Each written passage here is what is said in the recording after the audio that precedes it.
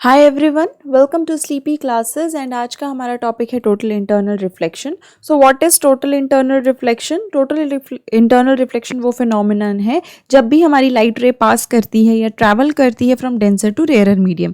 जैसे कि यहाँ पे क्या है, वाटर क्या है, ये डेंसर मीडियम है, इसकी डेंसिटी ज़्यादा है एंड एयर हमारा रेयरर मीडियम है। तो लाइट ट्रैवल कर रही है फ्रॉम वाटर टू एयर।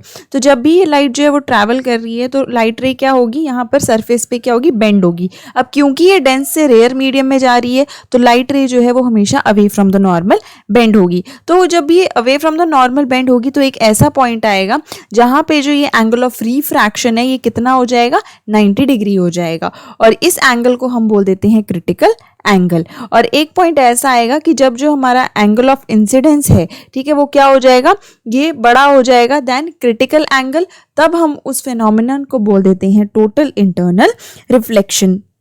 सो जब बड़ा हो जाएगा एंड जो वापस से लाइट रे है वो उसी मीडियम में वापस क्या करेगी, रिफ्लेक्ट बैक कर देगी एंड इसी फिनोमिना को हम बोलते हैं total internal reflection. So the phenomenon which occurs when the light ray travel from more optically denser medium to less optically denser medium, means denser से रेयरर मीडियम में जा रहा है और जो लाइट रे है वो क्या हो रही है, वापस से उस मीडियम में रिफ्लेक्ट बैक हो जा रही है। कब हो रही है कंडीशन, और कंडीशन क्या है उसमें कि जो हमारा एंगल ऑफ इंसिडेंस है वो क्रिटिकल एंगल से बड़ा है। तो टोटल इंटरनल रिफ्लेक्शन होने के लिए दो कंडीशन जो सबसे ज़्यादा ज़रूरी है, पहली कि लाइट रे जो है वो कहाँ से ट्रैवल करनी चाहिए, from a more dense to the less dense medium, from rarer medium to the denser medium, sorry, not from the denser medium to the rarer medium.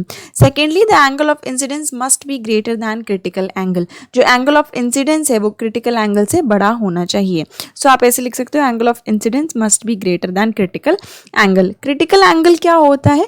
critical angle वो angle of incidence होता है जब हमारा angle of refraction क्या हो जाता है, 90 degree हो जाता है। So this angle is called, कि यहाँ पे क्या है, जब हमारा एंगल ऑफ रिफ्रैक्शन 90 डिग्री है तो जो एंगल ऑफ इंसिडेंस बनता है उस एंगल को हम बोलते हैं क्रिटिकल एंगल। और जब ये एंगल जो है, जब हमारा एंगल ऑफ इंसिडेंस इस क्रिटिकल एंगल से ज़्यादा हो जाएगा तब हमारा फिनोमिनन होगा टोटल इंटरनल रिफ्लेक्शन का।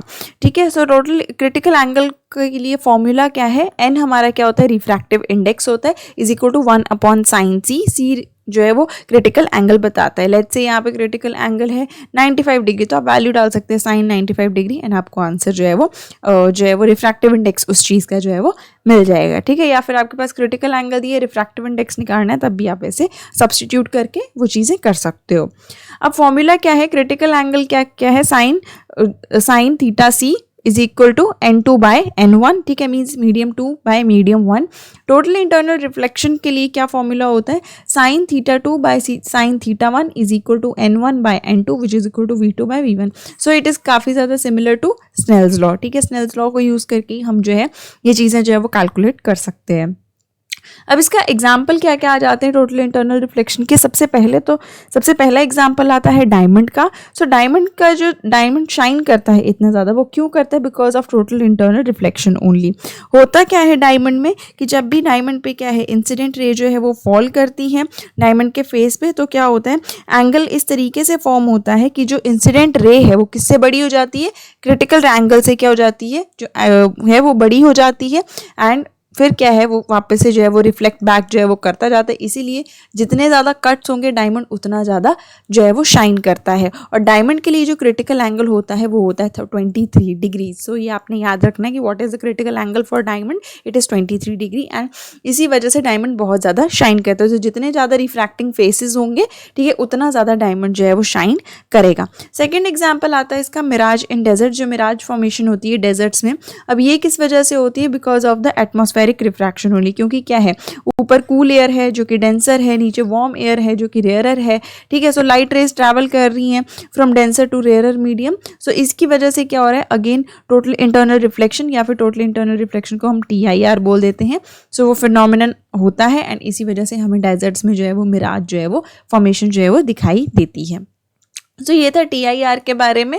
अभी क्वेश्चन सॉल्व करेंगे। So find the refractive index of the medium whose critical angle is 45 degree. So इसका रिफ्रैक्टिव इंडेक्स फाइंड आउट करना है। सो क्रिटिकल एंगल हमें दिया है theta is equal to 45 degree.